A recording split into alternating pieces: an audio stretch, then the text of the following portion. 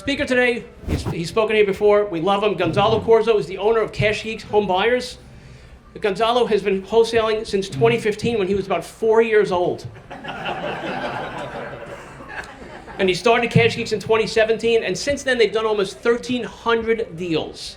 So he has seen everything. Cash Geeks focuses on buying properties from wholesalers and agents, and he specializes in buying properties with the most headaches. If you have properties with headaches, he is the man to call. Gonzalo also hosts a wholesale meetup, which was on the fourth Monday, generally the night before our meeting, which was held last night at his office. Please help me welcome Gonzalo Corzo. Thank you. All right, so I've spoken at a ton of events, and so when Glenn was like, hey, you down to talk at Whitey's, we couldn't really figure out what to talk about. So I figured the best thing to do would be to just have like a fireside chat, have Glenn, I feel like asks really good questions and asks the right questions. So I figured we would just make this interactive. I can tell you guys a little bit about myself, and then we'll get into some questions from Glenn. But essentially, yes, I started wholesaling when I was 4. Did my first deal by 5. No, but I got into the game in 2015. My older brother, Diego, got me into going to seminars, real estate seminars. And so I was 18 when I went to my first seminar. 2 weeks after that, dropped out of college to go work at a wholesale company, really intern, and then that turned into a paying job, and then did that for a couple years. Some people still remember me from those days back when I was with KIG, and my job was selling wholesale properties. And I did that for about 2 years, and then in 2017, started Cash Geeks Home Buyers. Our main focus in Cash Geeks for the longest was wholesaling. And the purpose of our company was to streamline wholesaling and turn it into a machine, and we did that. Luckily, the market was on our side, and our biggest claim to fame was we started making a lot of connections with hedge funds, and we basically capitalized on that. The challenge for Cash Geeks was that we put all of our eggs in that basket, and so in 2022, I would say 95% of the deals that we were doing, we were selling to hedge funds. We were in about 14 different states, just finding inventory for these big guys, and then interest rates went up out of nowhere. And that basically changed the trajectory of Cash Geeks forever. And that led to us getting creative on how we are going to pivot with the times of today. So what we decided to do after a lot of years of figuring stuff out, I bought out a business partner. We were still wholesaling for a while, but in 2022, what changed Cash Geeks is we started buying flips. So we had wholesaled forever, but we started buying properties to actually renovate ourselves. And that is what we decided to continue to do in a lower volume market. Cash Geeks was used to doing a couple hundred deals a year, but a couple hundred deals a year costs a lot of money. And in a market where things are uncertain, I also had my first kid in 2022, in December of 2022. So I was just scared, right? I was I was like 28, maybe 27, had my first kid, my business was falling apart. I was calling all my mentors of like, what did you guys do in the market? You know, the market crashed last time. They're like, I wish I would have sold everything, pull out now, fire everybody now. And I was like, oh God, okay. So it was a scary time. And so I needed to decrease the amount of money that the business was costing me.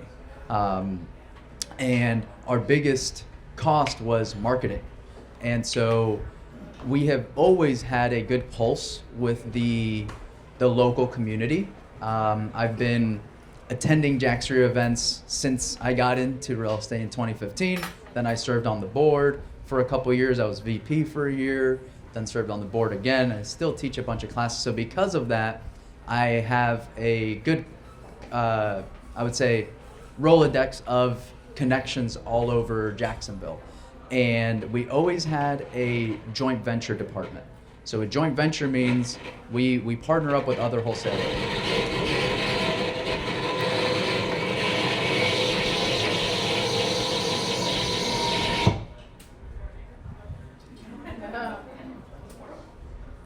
All right.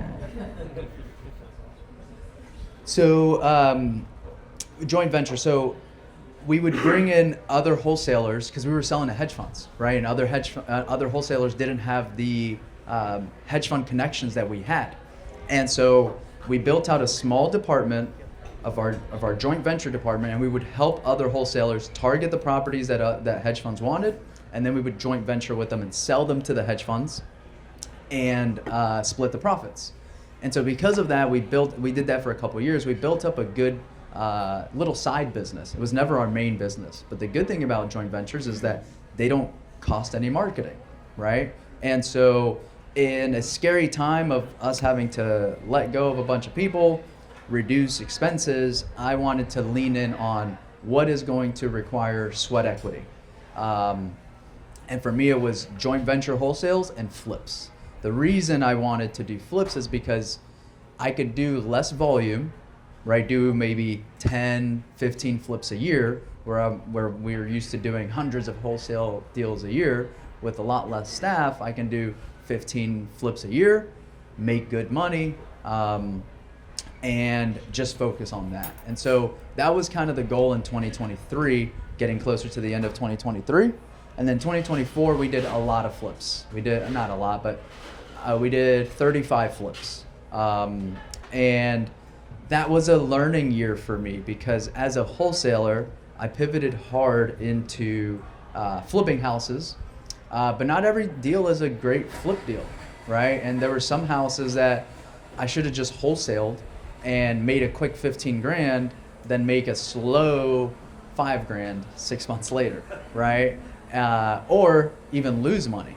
And so 2024 was a great year for us because that's when I identified, okay, I don't need to just pick one thing. And so 2025, we kind of opened up to, let's just start doing what we feel is best for the deal and not just a single business model. And so that led us to picking up JV wholesale deals where a wholesaler will bring us deals. We will leverage our buyers list and our deal expertise to help other wholesalers sell their deals, or I can also buy it. And so when we buy a property, we make two decisions. Do we do a quick wholesale, clean it up, immediately try to resell it as is, or do we do a full renovation? Sometimes we let the market tell us. So we'll close on a house, we'll trash it out, put it back on the market, see what we get. If we get good feedback and we can make a quick buck, then we'll sell it. If we don't like the margins that we're getting on a quick sell, then we'll finish out the rehab and do the retail flip. So now my business, because I'm flipping houses and doing wholesales, it has increased my buying power, right? With doing flips, when you're managing full renovations and you have retail houses sitting on the market, right now in this market, things are slow. So you can be sitting on a lot of inventory at a good amount at any point of time, right? So if you buy a couple flips, if you buy one flip a month, by month 6, you might be sitting on 6, 7 houses, going on to month 7 and things like that, because just renovations, city with permitting, getting caught on some things I should have pulled permits on, getting delayed, houses sitting on the market, just things like that. These are all learning lessons that I learned when I went pretty heavy on flipping. And so now when we make those decisions, we determine what are our margins, what do we think we could sell this super quick to another investor, or can we sell this to a retail buyer at a discount? That has kind of become one of our exit strategies, is the wholesale strategy, where instead of sticking 40 grand on a property to make it super pretty, we'll stick in 10 grand on the house, and instead of listing it for 250, we'll list it for 210.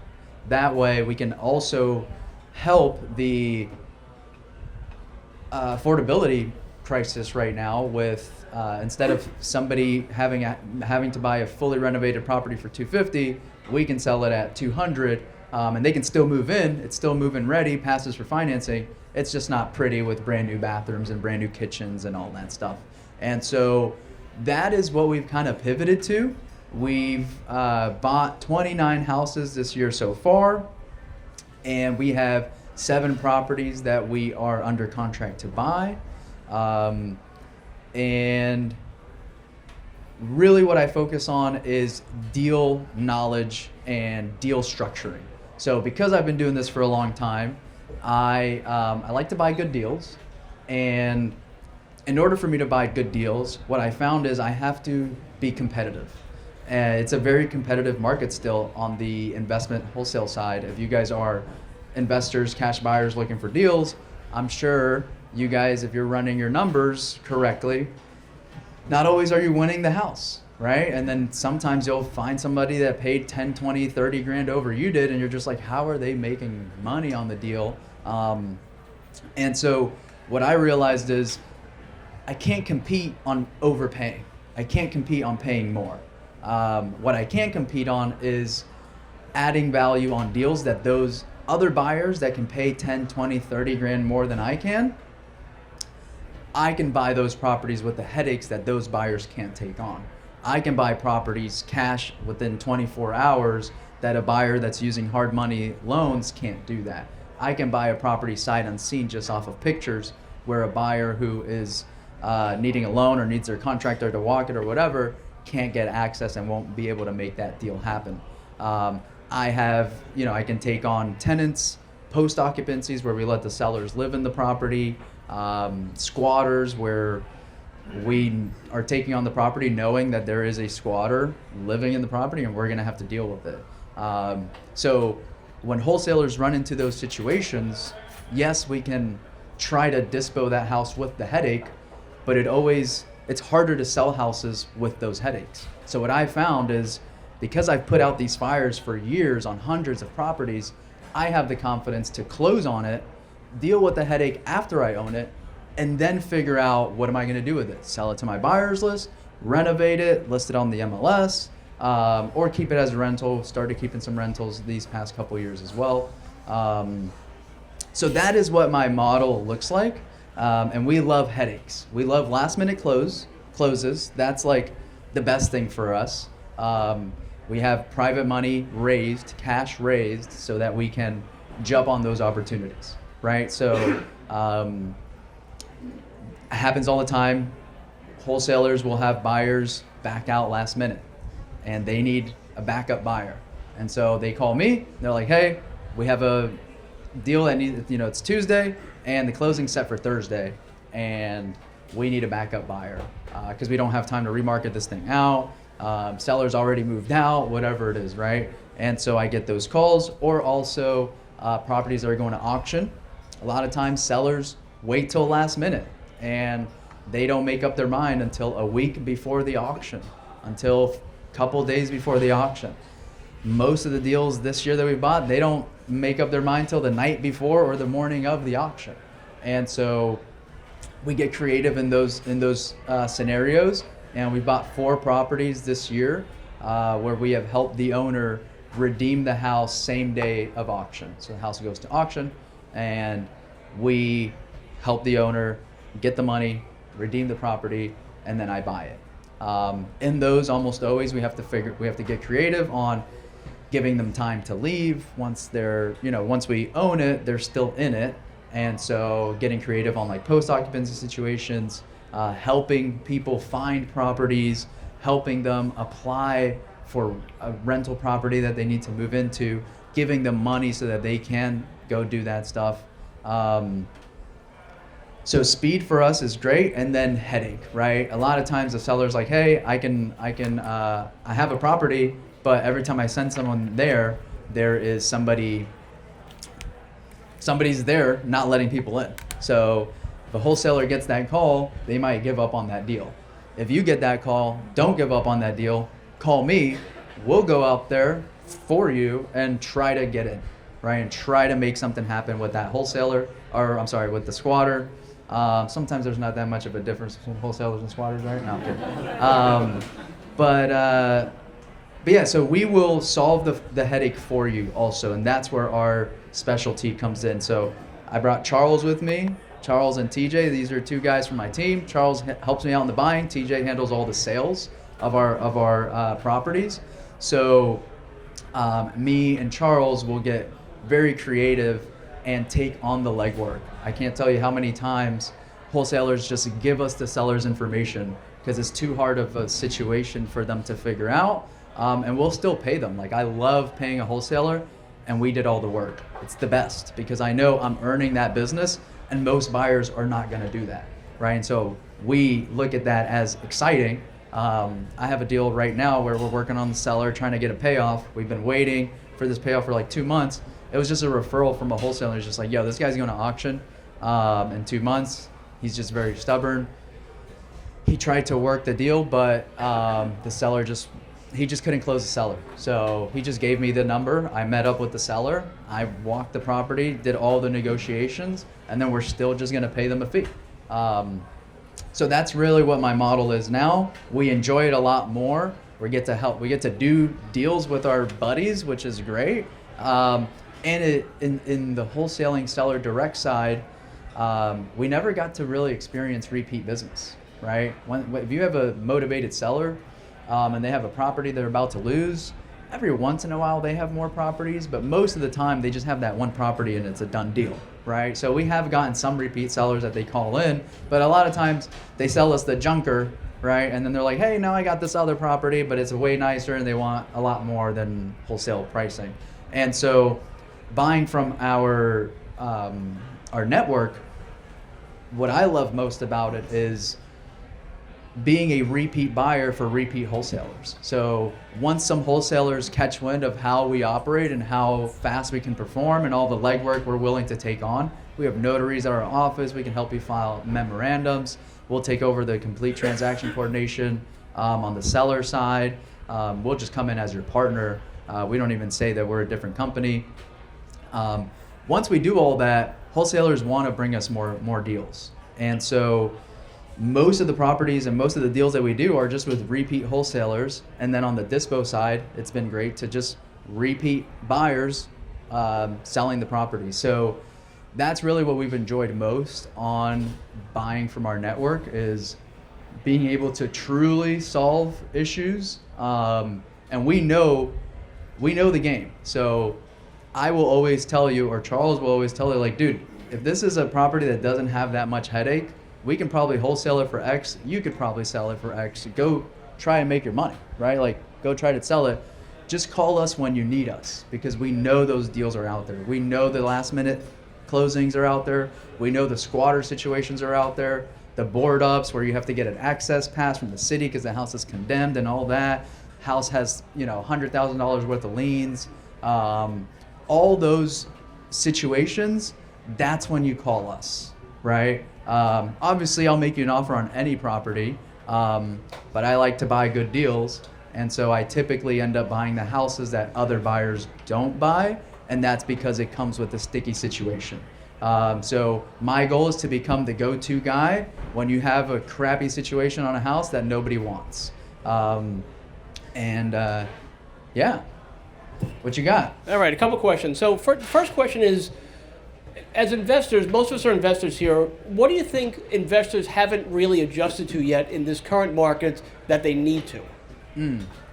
I would say what buyers need to adjust is this is going to sound crappy, but people are too optimistic still.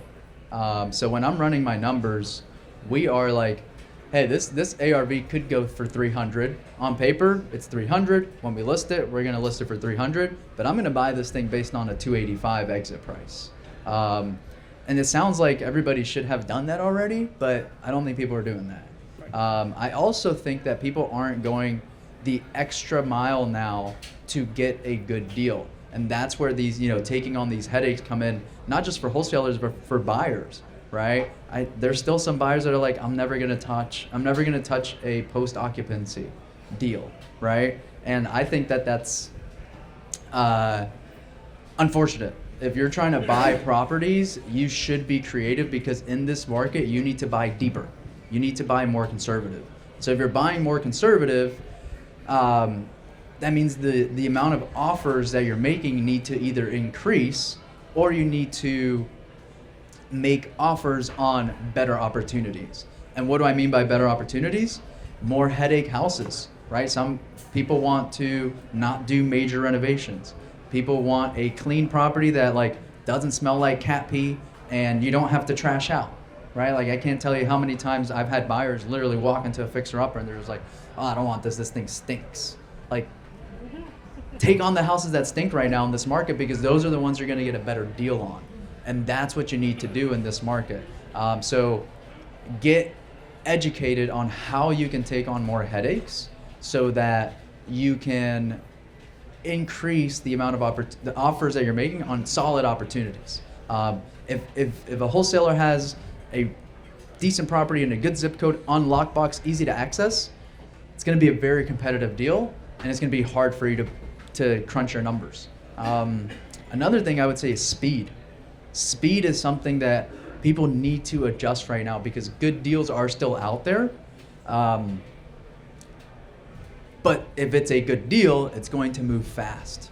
And so because we're still doing a ton on the wholesale side, and we'll have deals that we're under contract and have EMD, we're about to close, and then someone texts in, hey, can you do 110? We're like, dude, we're about to close this thing. Like, we marketed this thing out a week ago, and now it's about to sell, and you're just now asking if a price works, right? So like, good deals do not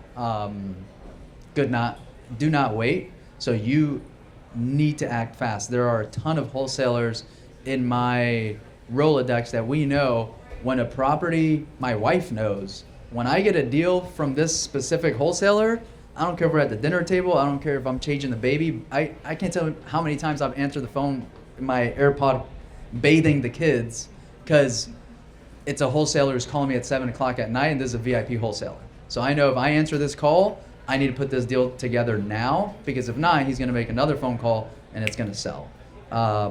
And so that is what I would say is another thing that people haven't adjusted, is they're not moving fast enough. They're not running your numbers fast enough. Good deals are still out there. You're just getting beat by better operators, faster decision makers, and people who are willing to take on more headaches. A lot of people complain about the fact that wholesalers overinflate ARVs, underinflate rehab budgets. How should investors deal with situations like that? My honest opinion is, don't care.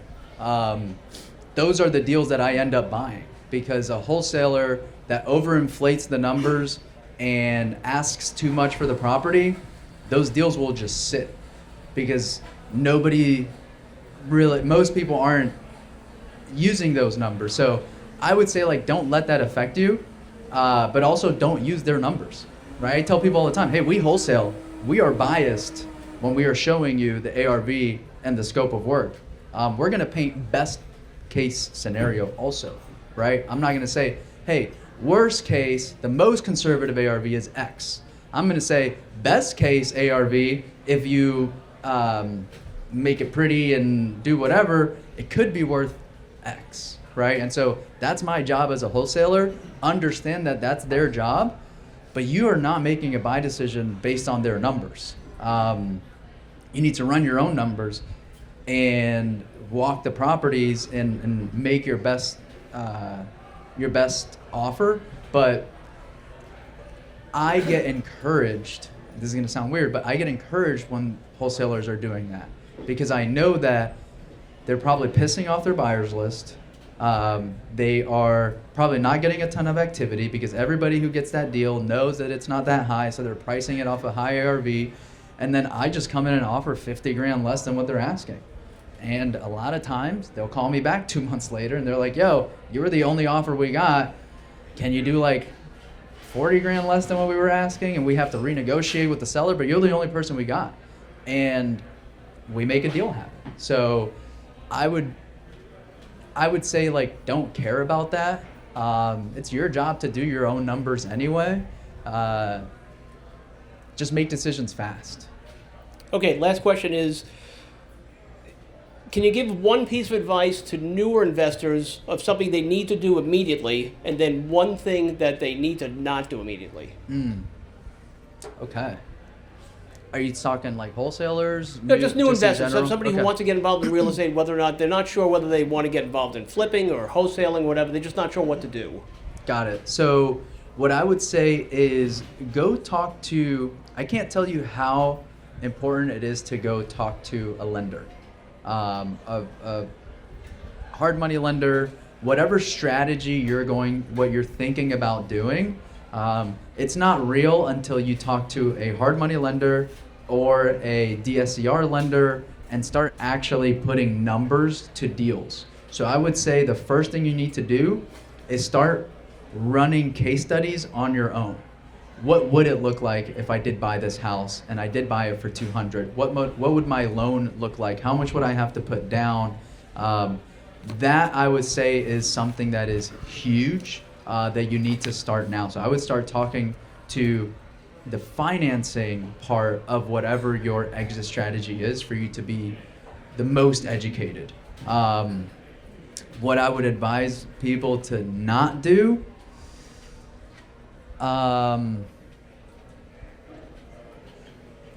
that's hard.